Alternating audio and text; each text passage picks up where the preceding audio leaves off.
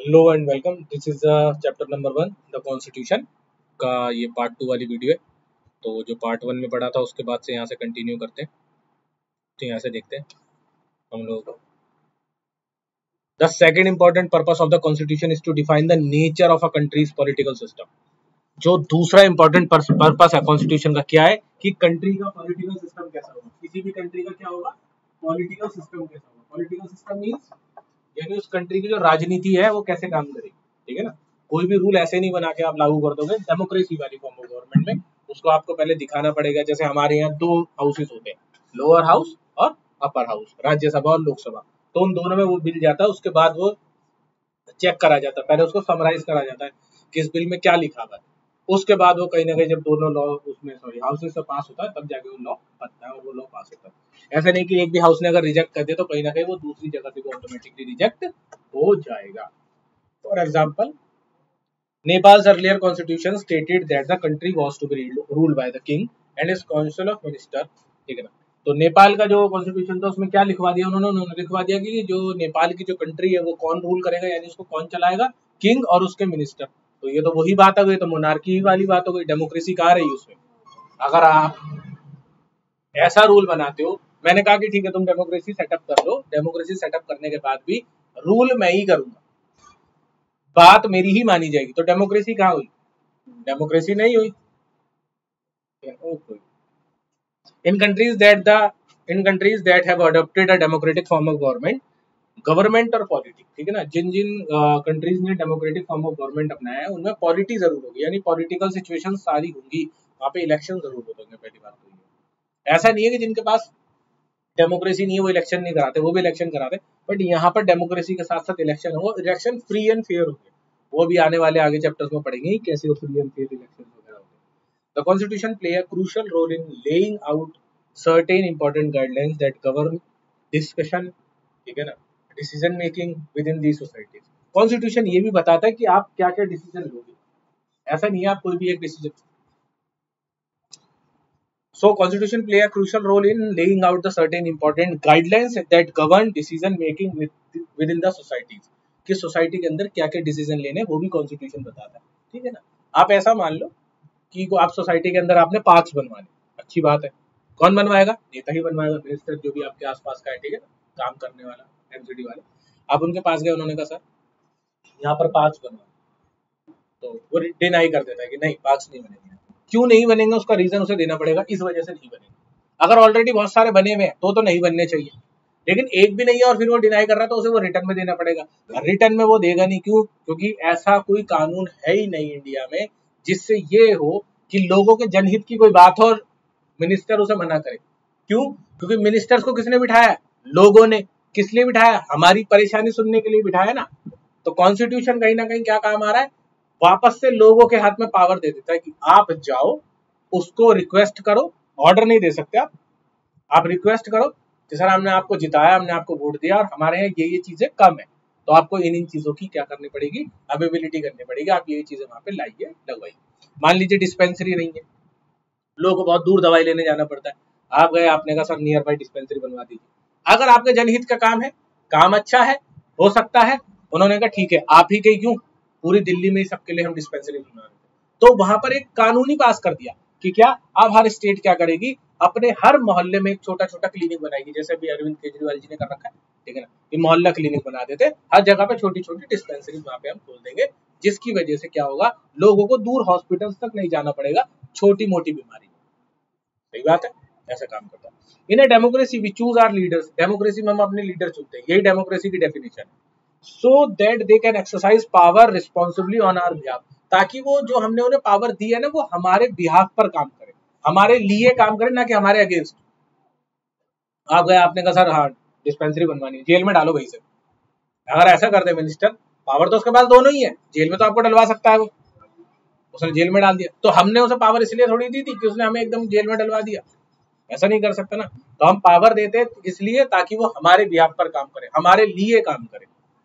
However, there is always the possibility that these leaders might misuse their authority। और इसमें लिखा हुआ भी है, कभी कभार क्या होता है, लीडर्स अपनी अथॉरिटी का मिसयूज करते हैं। ऐसा होता है, मान लो आप क्लास में हो, क्लास में आप एक मॉनिटर को चुन लेते हो और मॉनिटर को मैम एक अथॉरिटी देगी, ठीक है ना, चुना आपने ना।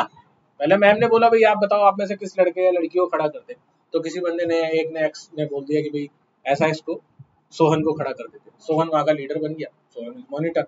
मैम को कोई काम से जाना था, मैम चली गई। मैम ने सोहन को बोला कि अगर कोई भी शैतानी करता है, बात करता है या कुछ भी करता है तो आप कहीं ना कहीं क्या करो, ठीक है, इसका एग्जाम्पल आगे अभी पढ़ाते हैं, आप क्या करो उसके बारे में मुझे बता, ठीक है।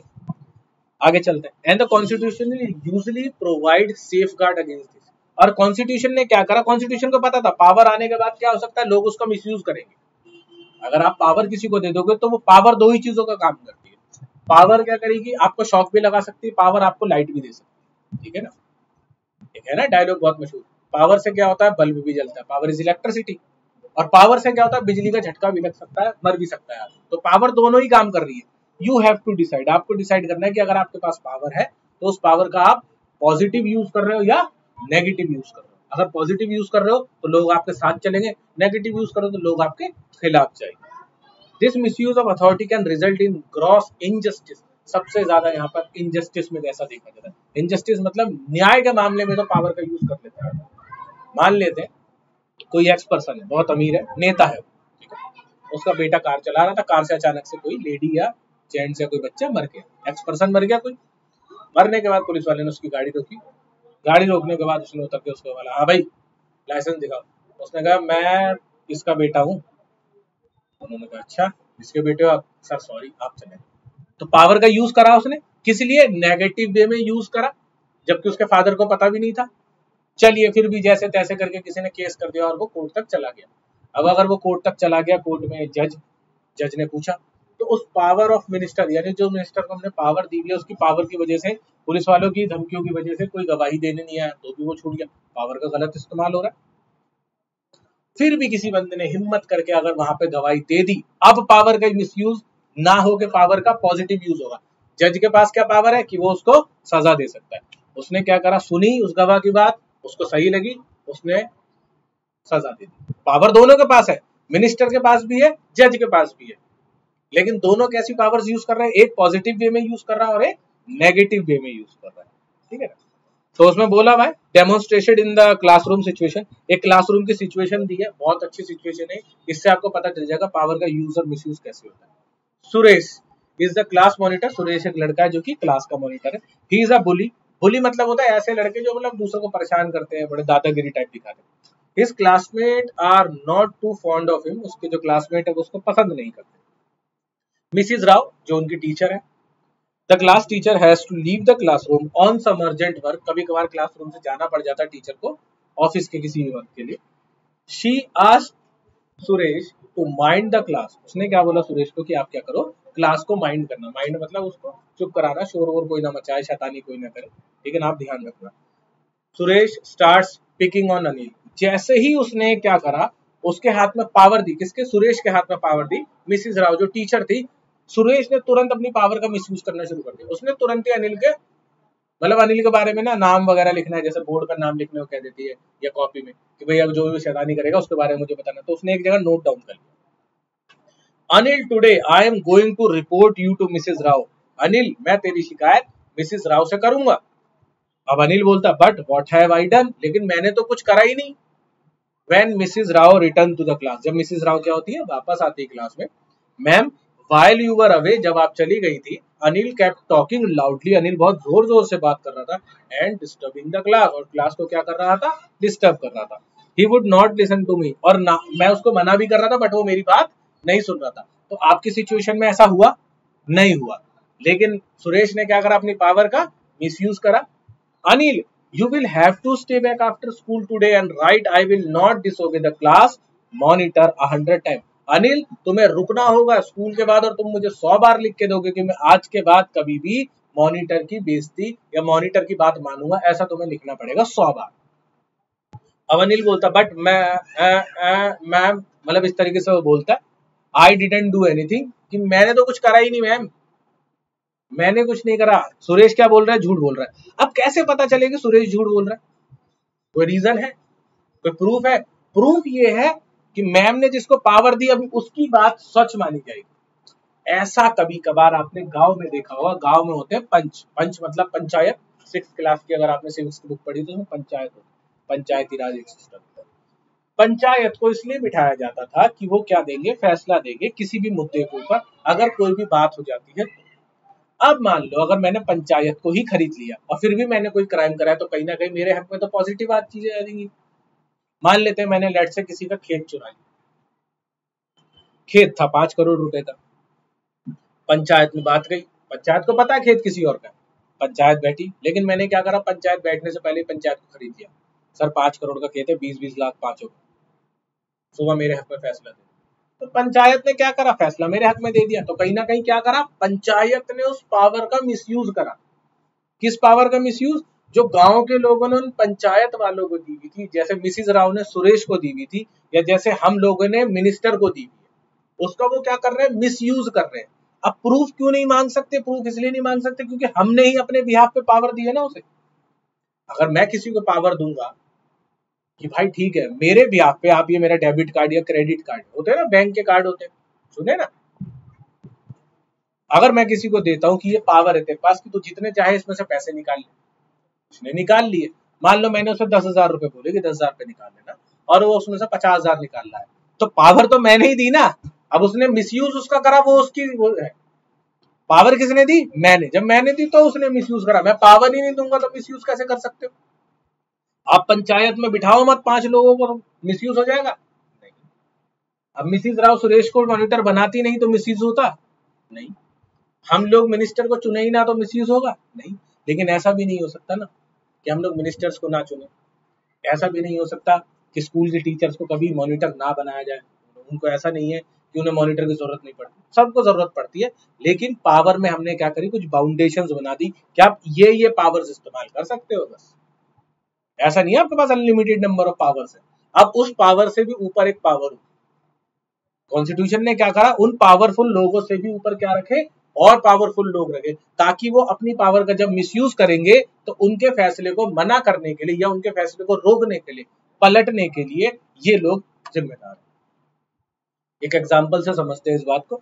मान लेते हैं गांव में कोई आदमी था जिसने चोरी करी, ठीक है। अब वो अमीर था, अमीर आदमी था, उसने चोरी करी, ठीक है। अब वो जो अमीर आदमी था उसने चोरी करी, और चोरी करने के बाद वो शिकायत जो है गांव के पंचायत तक चली, ऐसा ही हुआ। अब जब पंचायत में गई तो उसने क्या करा, अपने किसी भोले दोस्त पे या अपने किसी जो नादान दोस्त होता है उसके ऊपर उसने क्या करा, ये इल्जाम लगा दिया कि चोरी मैंने नहीं करी, चोरी तो इसने करी है, मैं तो बहुत पैसे वाला हूँ। ऐसा ही हुआ, ठीक है। उसके पास पैसे थे, उसने पंचायत को खरीद लिया और वो बात उसने साबित करवा दी। अब उसके पास क्या ऑप्शन है, जिसके ऊपर इल्जाम लगाए कि वो कैसे अपने आप को प्रूव करे। तो उन पावरफुल लोगों से भी ऊपर कौन सी पावर है, कोर्ट। कौन सी पावर है, कोर्ट। उसने जाके क्या करा, उसने जाके अपील कर दी कोर्ट के अंदर कि सर मेरे गांव में चोरी हुई थी, जिसका चोरी करने वाला बंदा ये था, बट गांव के पंचायत वालों ने मेरे हक में फैसला ना देके मुझे ही दोषी ठहरा दिया है, तो आप इस पर कार्रवाई करें। अब कोर्ट क्या करेगी, उस पर कार्रवाई करेगी। और वो कोर्ट को पावर किसने दी है, हमारे कॉन्स्टिट्यूशन ने पावर दी है। इसलिए कॉन्स्टिट्यूशन का रोल क्या है हमारी लाइफ में, बहुत इंपॉर्टेंट है।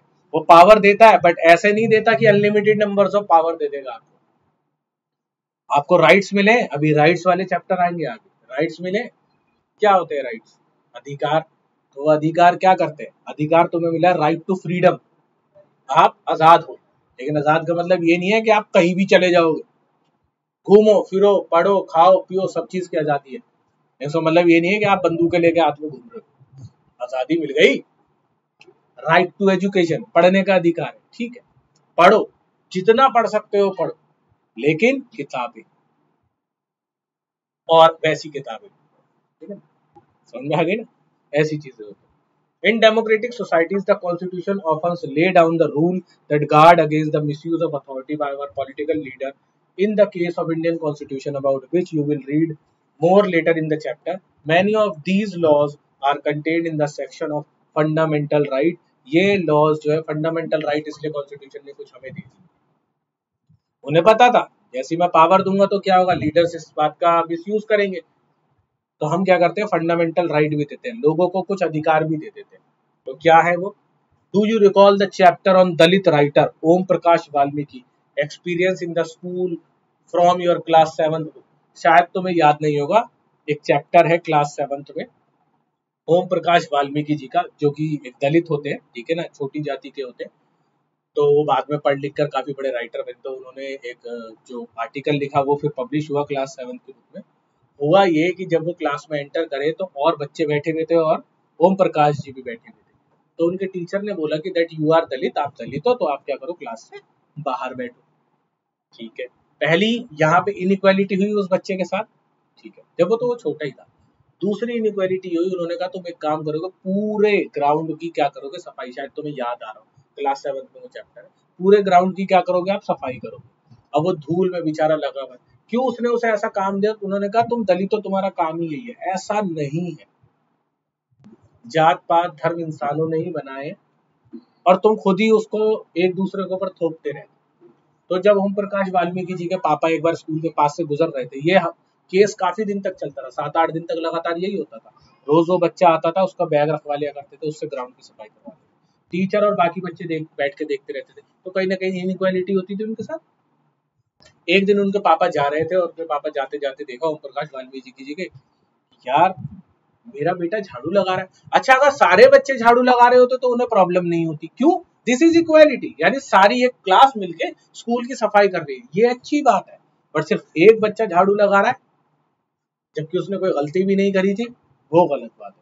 वो स्कूल के अंदर गए, अपने बेटे का हाथ पकड़ा, टीचर के पास गए, कहा सर ये तो एक बच्चा है दलित, अभी ऐसे और आएंगे। और देखिए कल भीमराव अम्बेडकर जी की जयंती थी, ठीक है ना, वो भी शेड्यूल कास्ट से बिलोंग करते। उन्होंने फिर क्या करा, बाद में पढ़ लिख के वकील बने और उसके बाद अपने लिए, अपने जैसों के लिए, जो भी उनके साथ गलत हुआ था उन जैसों लोगों के लिए उन्होंने क्या करा, रिजर्वेशन बनाया। और उनका कहना बिल्कुल सही था कि तुम अगर पढ़ लोगे ना, पढ़ने के बाद आपको कोई भी पीछे नहीं कर सकता, क्योंकि ज्ञान एक ऐसी चीज है जिसको दुनिया में कोई भी तुमसे नहीं छीन सकता। जो चीज आपके माइंड में स्टोर हो गई होगी, ठीक है। In that chapter we talk about the discrimination Om Prakash faced because he was a Dalit. और इस क्लास में हम पढ़ेंगे कि ओम प्रकाश जी जो है, ठीक है, जो कि दलित है, उनके साथ डिस्क्रिमिनेशन। डिस्क्रिमिनेशन भी इनइक्वालिटी जैसा होता है, बट डिस्क्रिमिनेशन इनइक्वालिटी से ऊपर होता है। इनइक्वालिटी आप छोटी मोटी चीजों में किसी के साथ करते हो, डिस्क्रिमिनेशन बहुत ज्यादा होता है। काला गोरा कर, जाति के ऊपर डिस्क्रिमिनेशन कर, वो डिस्क्रिमिनेशन देखा है आपने। डिस्क्रिमिनेशन गांव आप जाओगे तो वहां पे आपको ज्यादा देखने को मिलेगा। इनके साथ मत बैठ, ये छोटी जाति के हैं, यहाँ मत जाओ, उसका घर हमारे से नहीं मिलता, ठीक है, या ये दूसरे धर्म के हैं। डिस्क्रिमिनेशन हो गया। इनइक्वालिटी करना अलग बात है, डिस्क्रिमिनेशन करना ज्यादा गलत बात है। You read about the Indian constitution guarantees that right to equality. Indian constitution ने पहली चीज क्या दी, राइट टू इक्वालिटी, कि सर सबको इक्वल का अधिकार है, सब बराबर है। किसकी नजर में? कॉन्स्टिट्यूशन की नजर में। यानी अगर कोई कानून बनेगा जनहित के लिए लागू होगा तो उसमें सब लोग बराबर हैं, वो किसी भी धर्म के, किसी भी जात के, किसी भी रंग के, किसी भी मतलब किसी भी चीज को मानने वाले होंगे। अगर वो इंडिया में रहते हैं, इंडिया के सिटीजन है, तो कॉन्स्टिट्यूशन के अकॉर्डिंग राइट टू इक्वालिटी उन सबके ऊपर फॉलो होगी, जैसा आपके स्कूल में फॉलो होता है। बहुत अलग अलग धर्म के, अलग अलग जाति के बच्चे आपके साथ बैठ के पढ़ रहे हैं, ठीक है, ये जैसे मैं पढ़ा रहा हूँ या आप लोग जो सुन रहे हो, ठीक। अब हम लोग सब लोग जो है राइट टू इक्वालिटी के ऊपर काम कर रहे हैं। सबको अधिकार है, मैं पढ़ा रहा हूँ तो सब पढ़ सकते हैं, उसमें कोई धर्म जाति भेदभाव नहीं है कि नहीं भाई सिर्फ यही लोग पढ़ेंगे या यही लोग पढ़ सकते हैं, ठीक है ना। To all person says that no citizen can be discriminated, किसी भी सिटीजन के साथ डिस्क्रिमिनेशन, भेदभाव नहीं होगा, against on ground of religion, ना तो धर्म के आधार पर, race, caste, gender, place of birth.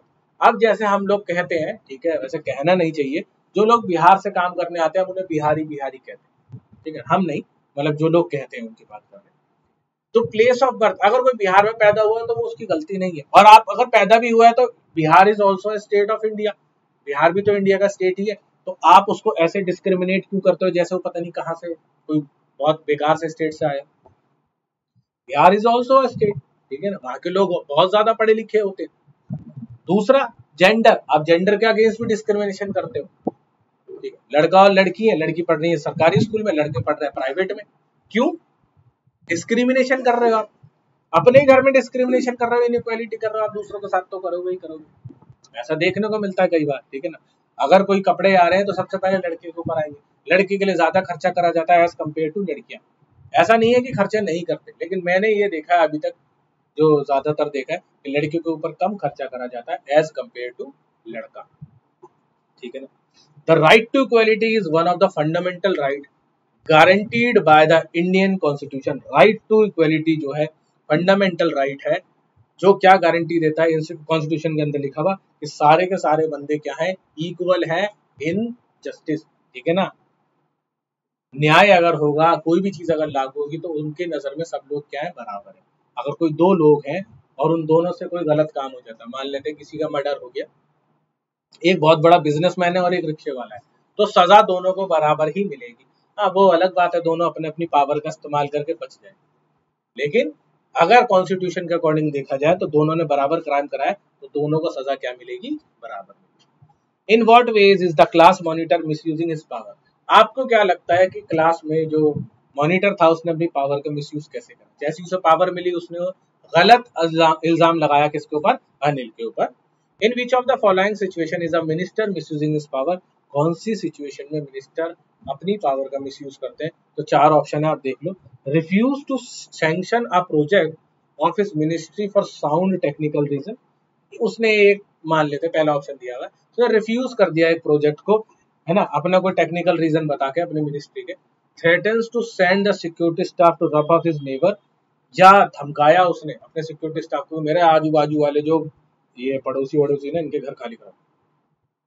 Call up the police station, ask them not to register a complaint that is likely to be filed against his relatives। और उसने call करके बोला पुलिस स्टेशन में, तीन अलग अलग ऑप्शनों में तीनों चीजें बताई हैं कि भैया ऐसा है, ये मेरा रिश्तेदार है, इसके खिलाफ कंप्लेंट मत लिखना। तो पुलिस वालों ने कंप्लेंट नहीं लिखी, तो कहीं ना कहीं मिनिस्टर ने क्या करा, अपनी पावर का मिसयूज करा। तो इसके आंसर आप खुद ही लिख सकते हो। Another important function that a constitution plays in a democracy to ensure that the dominant group does not use its power against other less powerful people or group। दूसरा कॉन्स्टिट्यूशन का जो अच्छा फीचर है, जो मेन इंपॉर्टेंट रोल, वो ये है कि अगर कहीं पे ज्यादा एक जैसी कम्युनिटी, एक जैसा रिलीजन, एक जैसी कास्ट के लोग हैं, समझ नहीं आया होगा, मान लेते हैं लेट से कोई एक क्लास है जिसके अंदर ज्यादातर हिंदूज पढ़ते हैं, या ज्यादातर मुस्लिम्स पढ़ते हैं, या सिख्स पढ़ते हैं, क्रिश्चियंस पढ़ते हैं, कोई भी एक कम्युनिटी के बच्चे ज्यादा पढ़ते हैं और बाकी कम्युनिटी के बच्चे कम पढ़ते हैं, तो वो डिस्क्रिमिनेशन नहीं कर सकते, वो इनइक्वालिटी नहीं कर सकते कि टीचर आए और सिर्फ किसको पढ़ाना शुरू कर दे कि नहीं भाई आज तो सिर्फ क्रिश्चियंस को ही पढ़ाऊंगी क्योंकि मैं क्रिश्चियन टीचर हूँ, ऐसा तो नहीं करेगी। या मुस्लिम टीचर आई जी, मैं तो सिर्फ मुस्लिम्स को ही पढ़ाऊंगी, हिंदूज टीचर आई तो हिंदूज को ही पढ़ाऊंगी, सिख आई तो सिख्स को पढ़ाऊंगी, ऐसा नहीं है। ये भी चीज मना कर दी। टीचर है, टीचर को कोई मतलब ही नहीं है सामने वाला बच्चा किस रिलीजन से है, किस जाति से है, किस कलर से है, किस कास्ट से है, किस क्रीज से, कौन से प्लेस ऑफ बर्थ से है, कहीं भी पैदा हुआ। अब ऐसा मना नहीं कर सकता वो कि तुम तो बिहार से पैदा हुए, तुम क्या करोगे पढ़ के, या तुम केरला में पैदा हुए तो तुम तो बहुत पढ़े लिखे हुए होगे, ऐसा नहीं है ना। आपका हक, आपका जो ड्यूटी है वो क्या है, पढ़ाना है, और आपको सबको पढ़ाना है, ठीक है ना। The story board below the demonstrate in which situation in the classroom. एक और स्टोरी उन्होंने दी है जिसके अंदर एक सिचुएशन है, देखते। The game period is about to begin. एक क्लास में गेम का पीरियड स्टार्ट होता है। Let's play basketball today for a change. तो उन्होंने कहा एक काम करते हैं, आज क्या खेलते हैं, बास्केटबॉल खेलते हैं, क्योंकि हम हर बार पुराने ही गेम्स खेलते रहते थे, आज कोई नया गेम आज खेल के देखते हैं। तो लड़के बोलते हैं no we will play cricket. नहीं, हम क्या खेलेंगे, हम क्रिकेट खेलेंगे। The teacher decide to settle एक second the problem with a show of hands. Teacher ने कहा एक काम करते हैं, जो बच्चे क्रिकेट खेलना चाहते हो अपना हाथ उठाओ, और जो बेसबॉल खेलना चाहते हैं वो अपना हाथ उठाओ। तो जब क्रिकेट की मेजोरिटी उन्होंने देखी तो बहुत ज्यादा थी, hey we have won, we have won. उन्होंने कहा हम जीत गए, क्रिकेट खेलने चलेंगे। Obviously there are more boys in the class, ज्यादातर लड़के थे, तो इसलिए क्या खेलने के लिए उन्होंने प्रेफर करा क्रिकेट को।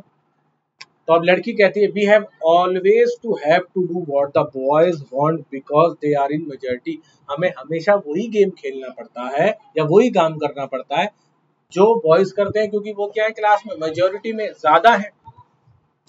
Ma'am should think of another way to make decisions so that our wishes are also heard. Ma'am को कोई और तरीका बनाना चाहिए ताकि हमारे बारे में भी तो सोचा जाए, हम जो गेम खेलना चाहते हैं उन गेम्स के बारे में भी तो पता हो. Such unhealthy situation can occur in a democratic society too, when a majority can continuously enforce decisions that exclude minorities and go against their interests. जो माइनॉरिटीज में होते हैं यानी जो कम आबादी में लोग होते हैं उनके साथ भेदभाव ना हो, इसलिए गवर्नमेंट क्या करती है, सब लोगों के साथ बराबर बराबर यानी सबको पूछती है. आपके यहाँ जिस चीज की प्रॉब्लम है आप बताइए, आपके यहाँ जिस चीज की प्रॉब्लम है आप बताइए. कोई गांव है जिसमें पानी की प्रॉब्लम, एक गांव में जिसमें इलेक्ट्रिसिटी नहीं आती, एक गांव है जिसमें रोड खराब है. अब ऐसा नहीं है कि गवर्नमेंट सबके लिए रोड ही बनवा देगी, जहां बना हुआ है वहां बनवाने का कोई फायदा, वहां तो वो फिर पैसा वेस्ट हुआ. तो वो क्या करते हैं, जो गांव कम आबादी वाला है ना उसकी तरफ ध्यान ही नहीं देते. सर हमारे गांव में तो कुछ भी नहीं, हमारी आबादी बहुत कम है. ऐसा नहीं होना चाहिए. वो तो आप डिस्क्रिमिनेशन कर रहे हो, इनइक्वालिटी कर रहे हो. आप ज्यादा गांव वाले को तो सारी फैसिलिटीज दे रहे हो और कम गांव वाले को कुछ दे ही नहीं रहे. तो बेचारा कम गांव वाले धीरे धीरे शिफ्ट किसमें हो जाएंगे, दूसरे गांव में. तो कहीं ना कहीं वो गांव खाली हो जाएगा. अगर वो गांव खाली हो गया तो बेकार हो जाएगा वो गांव. वहाँ खेती बाड़ी जो भी उन सब खराब हो जाएगी. As the above story would illustrate, every society is prone to this training. Her society इस चीज को झेल रही है. ऑफ दिस मेजोरिटी को आपके घर में भी मेजोरिटी ही देखी जाती है. मम्मी ने कहा वहां चल रहे हैं नानी के, पापा ने कहा नहीं दादी के जाएंगे. बच्चों कहाँ जाओगे, नानी के. पापा ने कहा चलो फिर नानी के ही चलो. तो मेजोरिटी जिस तरफ गई बंदा भी उस तरफ हो गया, जबकि आपका दिल कहाँ जाने का था, दादी के. लेकिन मम्मी ने कहा नानी के, तो आपका सबका क्या हो गया, नानी की तरफ हो गया. मेजोरिटी जहाँ चली गई. The constitution usually contains rules that ensure that minorities are not excluded from anything. Constitution ये चीज भी ध्यान रखता है कि माइनॉरिटीज को किसी चीज से बाहर ना कर दिया जाए. अगर मान लो अस्पतालों में इलाज हो रहा है और कोई हॉस्पिटल का नाम कोई भी एक्स नाम ले लेते हैं, तो वो ये ना करते कि नहीं आपका तो आप इस धर्म के नहीं हो तो आपकी तो यहाँ पे एंट्री नहीं. ऐसा तो नहीं होगा, ठीक है. तो कोई भी एक्सक्लूड ना हो, जब बाहर ना निकल जाए. That is routinely available to the majority. और ऐसा नहीं है कि अगर उस जगह पे काम करने वाले लोग ज्यादा मेजोरिटी वाले लोग किसी और रिलीजन किसी और कास्ट के हैं तो वो दूसरी कास्ट वालों को देख ही नहीं. ऐसा भी नहीं कर सकते. इस चीज की गारंटी कौन लेता है, constitution. Another reason why we have a constitution is precisely to prevent the tyranny or domination by the majority or minority. ठीक है ना. दूसरा रीजन ये है कि ताकि मेजोरिटी अपनी क्या अपना दबदबा ना बनाए किसके ऊपर, माइनॉरिटीज पर, छोटे लोगों पर. छोटे लोग मतलब जो कम तादाद में. This can refer to one community dominating. ऐसा हुआ था क्लास 9th में जब आप पावर शेयरिंग पढ़ोगे तो उसमें आप देखोगे कि कौन सी कम्युनिटी ने किसके ऊपर दबाव बनाया. That's it, inter community domination or the member of the one community dominating others with the same community or intra community. या तो कम्युनिटी ही कम्युनिटी को दबा रही होती है. मान लेते हैं हिंदू से, उनमें भी अब 4 ब्राह्मण वैश्य शूद्र इस तरीके से बने हुए हैं. अब ब्राह्मण बाकियों को दबा रहे हैं कि तुम छोटी जाति के हो, तुम ऐसे हो तुम ऐसे हो. मुस्लिम्स में भी अलग अलग जातियां बनी हुई है तो ऊंची जाति छोटी जातियों को दबा रही है. ये तो इंटर कम्युनिटी हो गई, यानी कम्युनिटी ही कम्युनिटी को दबा रही है. अभी तो हम ये देख रहे थे कि कोई बड़ी कम्युनिटी या कोई बड़ा रिलीजन दूसरे रिलीजन को दबा रहा है. एक ही रिलीजन दूसरे अपने खुद के ही रिलीजन के लोगों को दबा रहा है. ऐसा भी होता है. मान लेते हैं कोई एक जगह एक्स शॉप खुली, ठीक है ना. शॉप का नाम है मोहन शॉप, ठीक है ना, इसका नाम मान लेते हैं. जैसी वो शॉप खुली तो उसके सामने एक और बंदे ने शॉप खोली.